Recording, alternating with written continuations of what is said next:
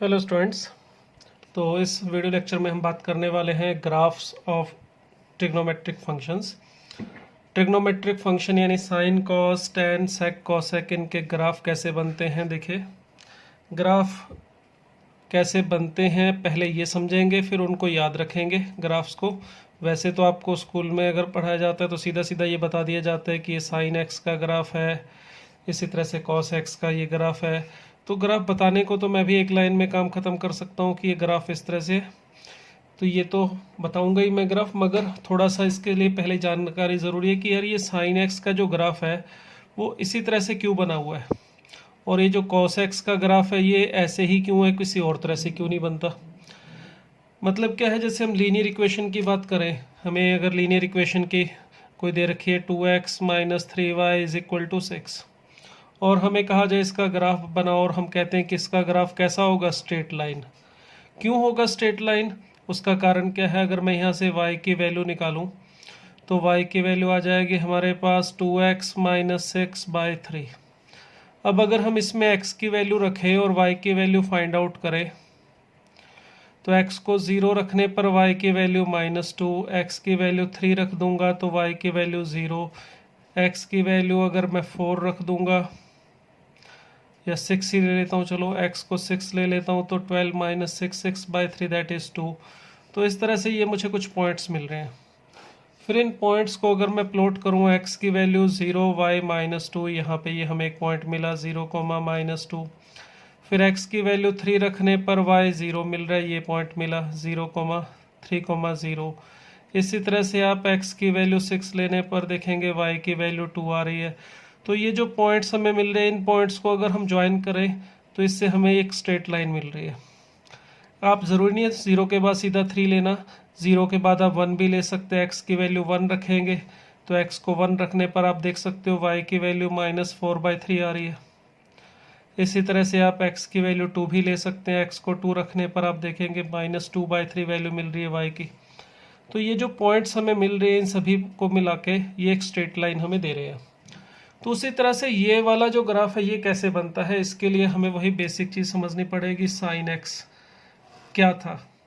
अगर मुझे sine x का ग्राफ बनाना है तो मुझे देखना पड़ेगा कि यार साइन एक्स की जो वैल्यू है वो मुझे कहाँ से मिल रही थी। तो ये सर्कल था हमारा x² + y² is equal to 1। यहाँ पर अगर ये एंगल थीटा है इस पॉइंट P के लिए, तो इसके जो कोऑर्डिनेट थे a और b, तो a कोऑर्डिनेट होता है cos थीटा और b कोऑर्डिनेट होता है sin थीटा। तो अगर मैं sin थीटा का ग्राफ बनाऊंगा तो इसका मतलब मुझे यहाँ पर थीटा की वैल्यू रख के ये पता चलेगा कि y की वैल्यू कितनी आ रही है, वही y की वैल्यू क्या होगी, sin थीटा। तो y के अलोंग तो अपने पास अगर मैं graph y is equal to sine theta का बना रहा हूँ तो इधर y ले रहा हूँ और इधर मैं x की जगह थीटा ले लेता हूँ, थीटा यानी कि x कोऑर्डिनेट। अब आप सोचिए यहाँ पे थीटा को इस जगह पे 0 है, थीटा की वैल्यू 0 है तो इस पॉइंट का कोऑर्डिनेट देखेंगे 1,0, यानी y कोऑर्डिनेट कितना है 0। तो इस पॉइंट पे y कोऑर्डिनेट हमारा 0 है, x यानी कि इस केस में थीटा 0 तो साइन थीटा की वैल्यू 0। इस पॉइंट पे चले, यहाँ पे थीटा देखेंगे तो कितना हो जाएगा 90, थीटा 90 है, चलो थीटा 90 यानी π/2 है। तो देखिए यहाँ पर y की वैल्यू कितनी होगी है, इस पॉइंट के कोऑर्डिनेट हो गए 0,1, यानी इस पॉइंट पे y की वैल्यू आ रही है 1। तो है थीटा π/2 और y की वैल्यू यानी कि साइन की वैल्यू 1। इसके बीच में देखेंगे जब आप थीटा को बढ़ा रहे हैं 0 से लेके π/2, तो लगातार आपका जो y कोऑर्डिनेट है वो बढ़ रहा है। ऐसे नहीं कि एकदम से सीधा यहाँ पे इस तरह से पहुँच गया। आप देखेंगे π/6 पे वैल्यू कितनी होगी, π/6 पे वैल्यू होती है 1/2, यहाँ पे अगर 1 है तो यहाँ 1/2। π/3 पे अगर आप वैल्यू देखेंगे तो वो होती है √3/2। तो इस तरह से जब आप ये पॉइंट्स मिला के बनाएंगे, ऐसे नहीं स्ट्रेट लाइन मिलेगी, ये ऐसे कर्व शेप मिलेगी। आप कुछ और पॉइंट्स भी लेके इनको देख सकते हैं। उसके बाद जैसे ही आप इस पॉइंट से आगे थीटा को बढ़ाएंगे, पॉइंट पे यहाँ पे ले जाएंगे, देखिए y कोऑर्डिनेट कम होना शुरू हो गया। जैसे जैसे आप आगे चल रहे हैं y की वैल्यू कम हो रही है, और जैसे ही यहाँ पे पहुँचेंगे, यहाँ पर थीटा का मतलब पाई, यहाँ पर वैल्यू x की वैल्यू होगी -1, y कोऑर्डिनेट होगा 0, यानी इस पॉइंट पे y कोऑर्डिनेट 0 हो रहा है, पाई पे y की वैल्यू यानी कि साइन की वैल्यू 0 हो रही है, और जैसे ये धीरे धीरे बढ़ रहा था यहाँ पे, वैसे ही यहाँ पर कम होना शुरू हो गया। तो ये कम होना शुरू हो गया। आप इसके वैल्यूज़ डाल के x की यहाँ पे y कोऑर्डिनेट फाइंड आउट करेंगे तो इस तरह से धीरे धीरे कम होगा। मगर यहाँ पर कम हो के ऐसा नहीं रुक गया, इसके बाद और आगे जाएंगे तो y की वैल्यू और कम होना शुरू हो गई है। अब वो y की वैल्यू जो पहले पॉजिटिव थी अब नेगेटिव हो रही है। यहाँ पर y की वैल्यू 1 थी, यहाँ पर पहुँचे 0, और जब यहाँ पहुँचोगे 3π/2 पे तो y की वैल्यू पहुँच चुकी होगी आपकी -1 पे। ये पॉइंट 0, -1 है। यानी जब आपका एंगल होगा 3π/2 270 पे y की वैल्यू पहुँच चुकी होगी -1, मगर इससे नीचे नहीं जा रही, इससे ऊपर नहीं गई थी। 1 के y की मैक्सिमम वैल्यू 1 थी। अब इसके बाद कम होना शुरू हो रही है। इसके बाद यहाँ से पूरा 360 आगे तक यानी कि पाई और ये 2π/2 यहाँ तक कम हो रही है, मगर कम होके मिनिमम पहुँची यहाँ पे -1। फिर उसके बाद फिर y की वैल्यू बढ़ना स्टार्ट हो गई, और y की वैल्यू बढ़ते बढ़ते कहाँ पहुँच गई, देखिए इस जगह पर y की वैल्यू हो रही है 0। ये पॉइंट कौन सा है, 2π। तो यहाँ पर y की वैल्यू 0 होने का मतलब साइन x की वैल्यू यहाँ पे है 0। तो देखिए ये है साइन x का ग्राफ, एक सर्कल हमने लगाया 0 से पाई इस तरह से। अब यहाँ पे पहुँचने के बाद अगर आप और घूमना चाहते हो तो उसके बाद क्या होगा, वही रेपिटेशन। फिर 0 से लेके π/2 तक आप देखेंगे जब जाएंगे तो वैसे ही ग्राफ मिला। 2π से जब आप यहाँ पे जाएंगे 2π से लेके 5π/2 तक, ठीक है, ये 360 था, इससे 90 डिग्री आगे जाएंगे तो वही सेम चीज़, वही वैल्यू सेम मिलेंगी जो यहाँ पे मिल रही थी। यहाँ पे फिर आगे जब जाओगे वैल्यू कम होना शुरू हो जाएगी। जैसे वैल्यू ये मिली थी आपको 0 से 2π में जो वैल्यूज़ मिली थी बिल्कुल वही सेम वैल्यूज़ आपको 2π से 4π के बीच में मिलेंगी। अर्थात अगर मैं 0 से यहाँ 4π तक ग्राफ बनाना चाहूँ, ये 3π है मान लो, तो बिल्कुल सेम टू सेम वैसा ही वैल्यूज सेट हमें मिलेगा, तो वैसा ही हमें ग्राफ मिलेगा। अगर आप ऐसे घूम रहे थे एंटी क्लॉकवाइज, तो 0 से लेके आप जा रहे थे 2π। आप चाहो तो ऐसे उल्टा भी घूम सकते हो, 0 से -2π। क्लॉकवाइज घूमते हैं तो एंगल नेगेटिव होता है। तो यहाँ 0 से जैसे यहाँ पर आएंगे -π/2 पे। अब आप सोचिए यहाँ पर 0 पे थे और -π/2 पे आ रहे हैं, तो यहाँ पर y की वैल्यू -1, तो -π/2 पे y यानी साइन x की वैल्यू -1, तो ऐसे कम हुआ। फिर आप यहाँ से आगे गए तो y की वैल्यू बढ़नी शुरू हो गई, तो इसका मतलब नेक्स्ट 180 डिग्री तक y की वैल्यू बढ़ेगी, यानी -π पे यहाँ पे पहुँचेंगे तो 0, -3π/2 पे जाएंगे तो वापस 1, उसके बाद -3π/2 से ऐसे यानी -2π तक आएंगे तो वैल्यू y की फिर कम हो जाएगी। तो -2π से 0 के बीच में भी देखिए बिल्कुल वही ग्राफ मिला जो कहाँ था, 0 से 2π में। हमें पता है साइन x पीरियोडिक फंक्शन है, तो 0 से 2π उसका पीरियड है 2π, तो हर एक 2π इंटरवल के बाद जो भी वैल्यू थी ठीक 2π आगे जाके वैसे ही मिलेगी। मतलब जैसे 0 से 2π का ग्राफ है बिल्कुल वैसा ही 2π से 4π में होगा, बिल्कुल वैसे ही 4π से 6π में होगा।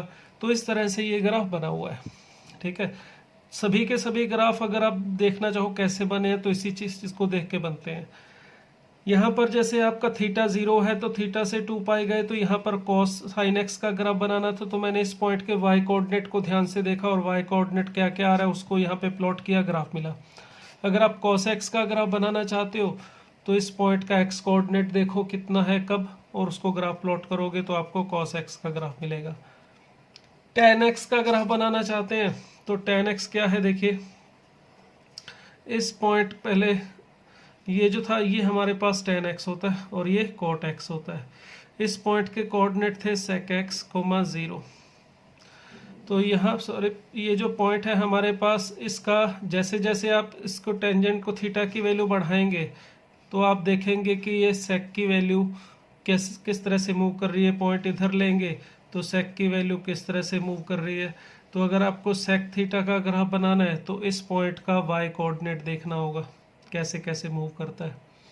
सिमिलरली cosec का ग्राफ बनाना है तो ये जो पॉइंट है हमारे पास जहाँ पे टेंजेंट y एक्सिस को कट करते हैं, इसके कोऑर्डिनेट होते हैं 0, cosec थीटा। तो अगर आप cosec का ग्राफ बनाना चाहते हो तो इन पॉइंट के कोऑर्डिनेट इसकी वैल्यू को ऑब्जर्व करना है आपने। तो ये जो ग्राफ बनेंगे वो सभी इन्हीं वैल्यूज़ को ऑब्जर्व करके बनेंगे। अब मैंने ये एक बना दिया, बाकी आप इसी तरह से समझ सकते हो कि किस तरह से बने होंगे। अब मैं आपको इन सभी ग्राफ के बारे में 1 बाय 1 बताऊंगा, जो 6 ट्रिग्नोमेट्रिक फंक्शन है उनके ग्राफ, और फिर उनकी ट्रांसफॉर्मेशन के बारे में भी बात करेंगे। तो चलिए 1 बाय 1 हम इन 6 ग्राफ के बारे में देखते हैं कि किस तरह से हैं, इनकी प्रॉपर्टी क्या है।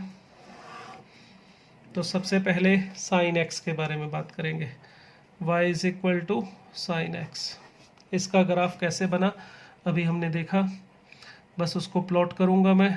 यहाँ पे पाई, ये ज़ीरो, तो ज़ीरो से पाई के अंदर ये ऐसे ऊपर जाता है, फिर पाई से 2 पाई में इस तरह से आएगा। ठीक है, मैक्सिमम वैल्यू रहेगी 1 और मिनिमम वैल्यू -1। यहाँ पे पाई बाय 2 पे ये अपनी मैक्सिमम वैल्यू पे पहुँचेगा, पाई बाय 2 पे 1, और इसी तरह से -1 यहाँ पर होगी इस पॉइंट पे 3 पाई बाय 2 पे।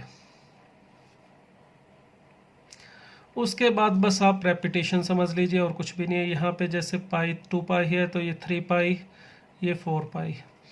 जैसा 0 से 2 पाई में था बिल्कुल वैसा ही 2 पाई से लेके 4 पाई के बीच में होगा, बिल्कुल वैसा ही 4 पाई से 6 पाई के बीच में रहेगा, ये 5 पाई। इसी तरह से ये ग्राफ चलता जाएगा आगे भी और पीछे भी। ठीक है, तो ये -पाई, -2 पाई, -3 पाई, ये है साइन एक्स का ग्राफ, इसे याद रखिएगा। रेंज इसकी देखिए -1 से 1 है। साइन एक्स की वैल्यू मैक्सिमम 1 जाती है और मिनिमम -1, तो साइन एक्स कभी भी इस इंटरवल से बाहर नहीं निकलता। ठीक है, और देखेंगे साइन एक्स एक्स एक्सिस को कट करता है इन पॉइंट्स पे 0 पाई, 2 पाई, 3 पाई, 4 पाई पे, तो मतलब साइन एक्स की वैल्यू यहाँ पर 0 होती है। साइन एक्स पूछा जाए 0 कहाँ पर होता है, तो हम बता सकते हैं sine x is equal to 0 होता है n पाई पर। ठीक है, इसका जो पीरियड है वो दिखाई दे रहा है, कितना है 2 पाई। 2 पाई इंटरवल के बाद हर वैल्यू रिपीट कर रही है। 0 से 2 पाई में जैसा ग्राफ है बिल्कुल वैसा ही 2 पाई से 4 पाई में है, बिल्कुल वैसा ही 4 पाई से 6 पाई में भी है। तो इसका पीरियड है 2 पाई। पूछा जाए 1 कहाँ पर हो रही है इसकी वैल्यू, देखो पाई बाय 2 पे 1 है, 3 पाई बाय 2 पे y की यानी साइन एक्स की वैल्यू -1 है, फिर 5 पाई बाय 2 पे सिर्फ आगे जाके फिर 1 है, 7 पाई बाय 2 पे कितनी है -1। इस तरह से हम ग्राफ को रीड कर सकते हैं।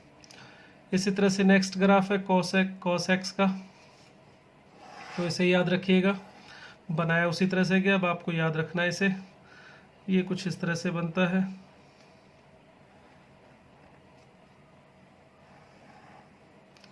यहाँ 0 पर इसकी वैल्यू 1, पाई बाय 2 पे पहुँच के 0 हो जाता है, फिर ये 3 पाई बाय 2 पे -1, सॉरी यहाँ पे पाई पे -1,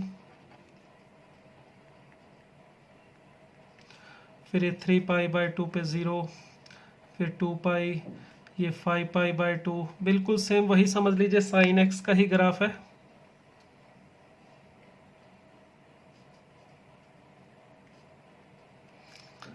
यहाँ -पाई, -2 पाई, साइन एक्स का ही सेम ग्राफ है, कोई अंतर नहीं, बस थोड़ा पीछे खिसका दिया गया है। साइन एक्स का ग्राफ जैसे यहाँ पे ये -पाई बाय 2 पे 0 हो रहा है, आप ऐसे समझो ये साइन एक्स का ग्राफ। ठीक है, यहाँ पर थी पहले हमारे पास एक्स एक्सिस को ऐसे पीछे की तरफ खिसका दें ग्राफ को, यानी अब हमारी अगर एक्स एक्सिस यहाँ से पास कर जाती तो यही ग्राफ कॉस एक्स का बन जाता है। ठीक है, तो कॉस एक्स का ग्राफ साइन एक्स के ग्राफ को थोड़ा पीछे खिसका दिया पाई बाय 2, तो ये जो ग्राफ बना है ये कॉस एक्स का है। कॉस एक्स पूछा जाए भाई 0 कहाँ पर हो रहा है, तो कॉस एक्स की वैल्यू देखिए, जहाँ पे ग्राफ वाई एक्सिस को कट करता है वहाँ पर कॉस एक्स की वैल्यू यानी वाई की वैल्यू 0 होती है, तो यहाँ 0 होती है। ये odd multiple of pi by 2 पे 2n+1 पाई बाय 2। ठीक है, 0 पे इसकी वैल्यू 1 हो रही है, देखिए पाई पर -1, 2 पाई पर 1, 3 पाई पर -1।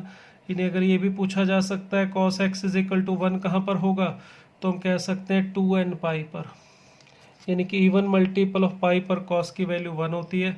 और ये पूछा जाए कॉस एक्स -1 कहाँ पर होता है, तो देखिए पाई पर कॉस एक्स की वैल्यू -1 थी, ये पाई बाय 2 है, पाई पर -1 थी, फिर 3 पाई पर -1 मिलेगी, माइनस पाई पे भी -1 है, आगे जाएंगे तो 5 पाई पे, 7 पाई पे, यानी कि इवन मल्टीपल ऑफ पाई पे तो 1, ऑड मल्टीपल ऑफ पाई पे -1।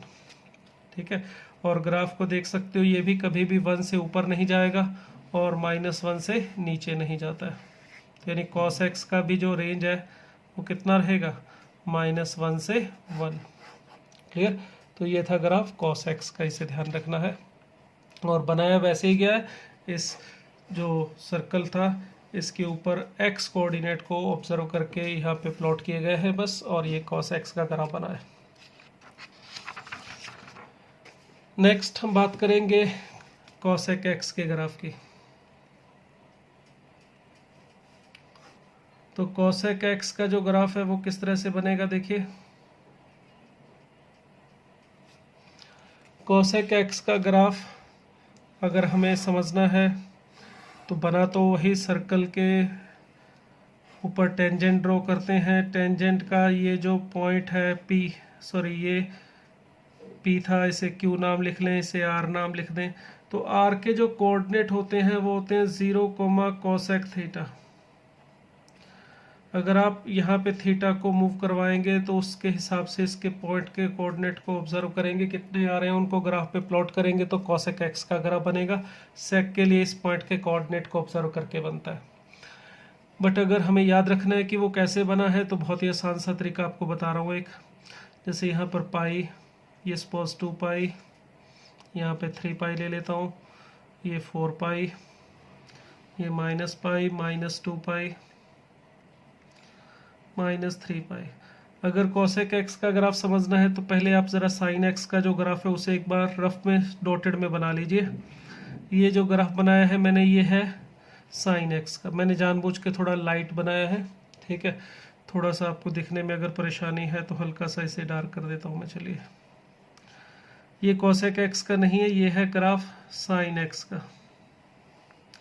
मगर आप cosec x का ग्राफ इसको देख के बना सकते हैं। किस तरह से बनाएंगे देखिए ज़रा।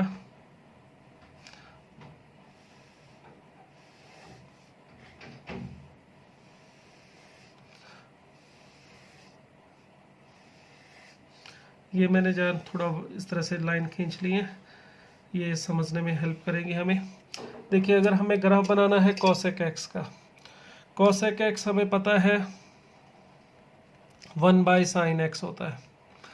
जब sin x पॉजिटिव होगा, देखो 0 से पाई के बीच में sin x पॉजिटिव है, तो यहाँ पर ये 1/sin x यानी cosec x भी पॉजिटिव होगा। π/2 पे sin x की वैल्यू 1 है तो cosec x की वैल्यू भी 1/1 यानी 1 ही होगी, यहीं पर आएगा। यहाँ पर इसकी वैल्यू देखिए 0 के पास में जा रही है। जब ये sin x 0 के पास में जाएगा तो 0, ये वाली वैल्यू जानी चाहिए इनफाइनाइट के पास। मगर sin x जब पॉजिटिव होगा तो ये वाली वैल्यू पॉजिटिव, जब नेगेटिव होगा तब ये वाली वैल्यू नेगेटिव। तो जब x यानी sin x की वैल्यू 0 के पास जाएगी तो ये cosec x की वैल्यू जाएगी इनफाइनाइट के पास, ऐसे ऊपर ये इनफाइनाइट। फिर इसके बाद यहाँ पे 1 हो गया, फिर ये वापस 0 के पास आ रहा है तो ये वापस इनफाइनाइट के पास चला जाएगा। तो ऐसे ये वाला हिस्सा जो पिंक कलर का जो ग्राफ आपने को दिखाई दे रहा है 0 से पाई में, ये cosec x का ग्राफ है। इसी तरह से यहाँ पाई से 2 पाई में sin x नेगेटिव है, यहाँ पे 3 π/2 पे sin x की वैल्यू -1 होती है तो cosec x की वैल्यू भी -1 होगी। और यहाँ पर ये 0 के पास है मगर नेगेटिव है तो ये 0 के पास होगा sin x, तो ये वाली वैल्यू इनफाइनाइट के पास जाएगी। मगर क्योंकि sin x नेगेटिव है तो ये वाली वैल्यू भी नेगेटिव होनी चाहिए, अर्थात माइनस इनफाइनाइट के पास जाएगी। इसी तरह से यहाँ पे तो बस यही कहानी है। यहाँ पे बस इस ग्राफ को sin x के पलटते जाइए, जो ऊपर था उसे ऊपर की तरफ पलटना है और जो नीचे था उसे नीचे की तरफ। तो ये जो ग्राफ अपने को दिखाई दे रहा है ये ग्राफ है cosec x का, ठीक है। इसी तरह से आप जहाँ तक चाहे बना सकते हैं। ये cosec x का ग्राफ है, क्लियर। जहाँ पे sin x 0 हो रहा है, एग्जैक्ट 0, वहाँ पर देखिए cos x डिफाइन नहीं है। अगर आप इसमें देखेंगे sin x की वैल्यू 1 और -1 के अंदर थी और ये वाला जो cosec x का ग्राफ है इस इंटरवल से बाहर बन रहा है। यहाँ पे देखेंगे तो cosec x की वैल्यू पता चल रही है कि माइनस इनफाइनाइट से -1, ये वाला हिस्सा जो है नीचे माइनस इनफाइनाइट से -1 तक जा रहा है,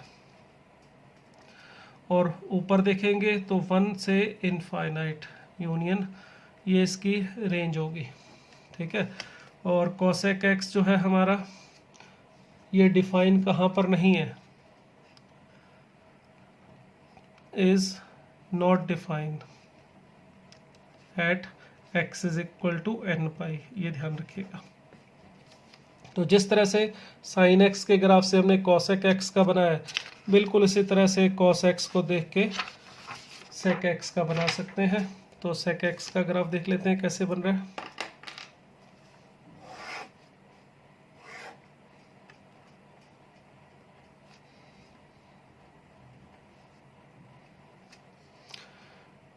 तो इसके लिए भी देखिए, पहले कॉस एक्स का ग्राफ बना रहा हूँ मैं, उसको पलट के बना देंगे कॉसेक एक्स का।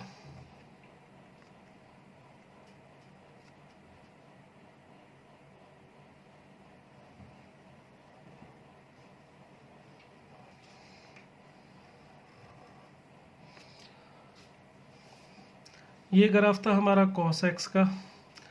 अब आपको क्या करना है, जो ग्राफ एक्स एक्स से ऊपर है उसे ऊपर की तरफ पलटना है, और जो नीचे है उसे नीचे की तरफ पलटना है, बस यही ध्यान रखना है और कुछ भी नहीं है। यहाँ 0 था तो -π/2 से +π/2 में ये जो ग्राफ ऊपर था, इसे ऊपर की तरफ ऐसे घुमा दीजिए, ऊपर इनफाइनाइट तक जाएगा ये। इसी तरह से नीचे वाला ग्राफ है, इसे आप नीचे की तरफ घुमा दीजिए। तो इस तरह से बना सकते हैं कॉसेक एक्स का ग्राफ।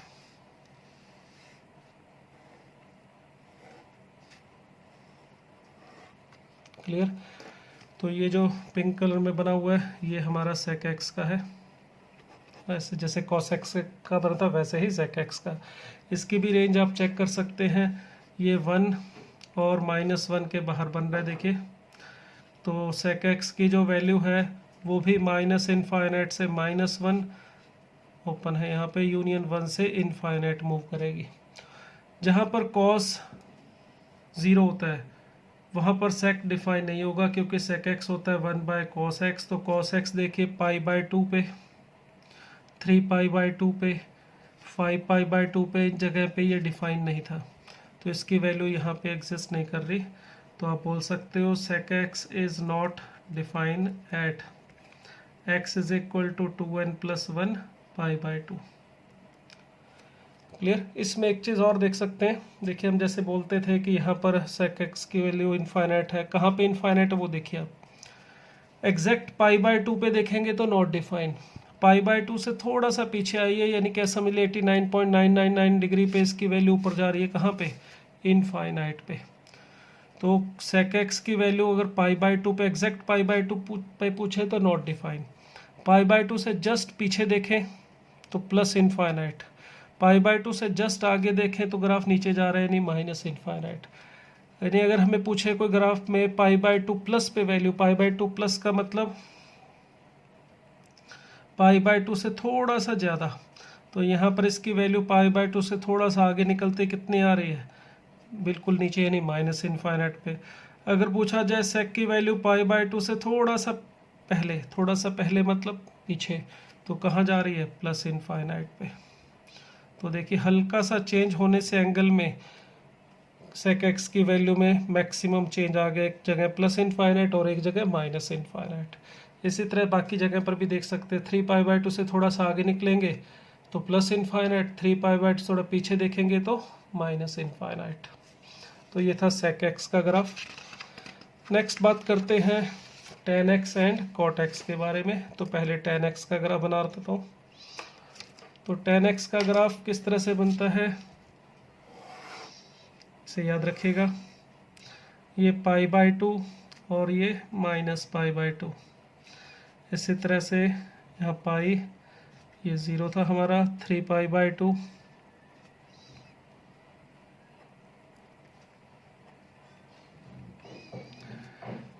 जो tan x का ग्राफ है हमारा वो भी टुकड़ों में ही बनता है, कॉन्टीन्यूस नहीं होता। उसका जो -π/2 से π/2 वाला हिस्सा है वो इस तरह से होगा। इसी तरह से पाई 2 से 3π/2 के बीच में इस तरह से, और 3π/2 से आगे जाएंगे तो ये इस तरह से, ये वाला पॉइंट -π, ये 0, ये पाई। तो इसी तरह से आप आगे भी बनाना चाहें, मान लो 5/2 और 3π/2 के बीच में, यहाँ पे 2π इस जगह से गुजरेगा ये। तो इस तरह से आप चाहो तो आगे जितना और पीछे भी जा सकते हो। तो ये ग्राफ है हमारा tan x का, y = tan x का, इसे ध्यान रखना है। ये 0π 2π पे x एक्सिस को कट कर रहा है, यानी tan x की वैल्यू पूछा जाए 0 कहाँ पर होगी, तो x = nπ पर, ठीक है। और tan x कहाँ नॉट डिफाइन है, tan x किसके इक्वल होता है, tan x होता है हमारा sin x/cos x। तो जहाँ पर cos x 0 बनता है वहाँ पर ये नॉट डिफाइन होगा। cos x 0 कहाँ बनता है, π/2, 3π/2, 5π/2 पे, तो यानी कि ऑड मल्टीपल ऑफ π/2, 2n + 1 π/2, यहाँ पर ये नॉट डिफाइन है।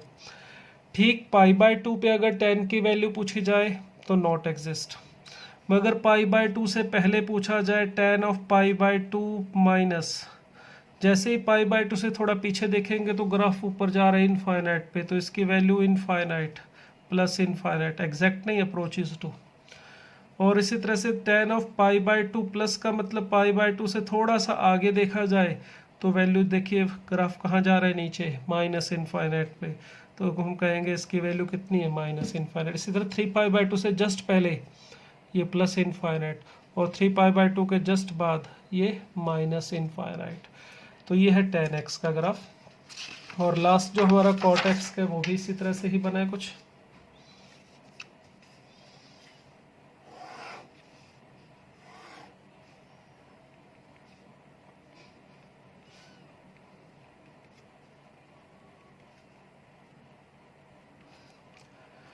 तो cot x का जो ग्राफ है वो भी टुकड़ों में बनता है tan x की तरह से, मगर थोड़ा सा चेंज आ जाता है उसमें। उसका जो टुकड़ा है वो पहला, जैसे मैं 0 से पाई में बनाऊं वो इस तरह से बनेगा। इसी तरह से यहाँ 3π/2 पे x एक्सिस को कट करेगा और ऐसे आएगा, और इसी तरह से 5π/2 पे कट करेगा और इस तरह से। ये है cot x का ग्राफ। तो y = cot of x, ये ग्राफ इस तरह से बनता है, याद रखिएगा। इसके बारे में और tan x के बारे में दो चीज़ें देखिए। ये हमने अभी बनाया था tan x का, जो एक सिमिलरिटी है और एक डिफरेंस है। देखिए इसमें ऊपर ग्राफ जा रहा है इनफाइनाइट तक और नीचे माइनस इनफाइनाइट तक, वैसे ही cot x में भी ऊपर इनफाइनाइट और नीचे इनफाइनाइट तक। तो जो tan x और cot x की जो रेंज है वो होती है minus infinite two plus infinite, cot x के लिए भी और tan x के लिए भी, दोनों के लिए देख सकते हैं। इसकी ऊपर वैल्यू इनफाइनाइट और नीचे सॉरी नीचे माइनस इनफाइनाइट तक जा रही है सॉरी, वैसे ही इसमें भी है। ये ग्राफ कट कर रहा है एक्स एक्सिस को इन पॉइंट्स पे।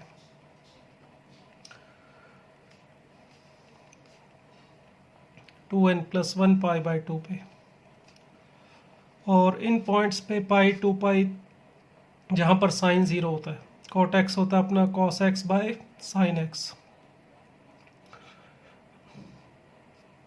तो cot x नॉट डिफाइंड कहाँ पे होगा, nπ। तो ये थे ग्राफ, इन्हें ध्यान रखेंगे, यूज़ करेंगे आगे वाले एग्जांपल्स में।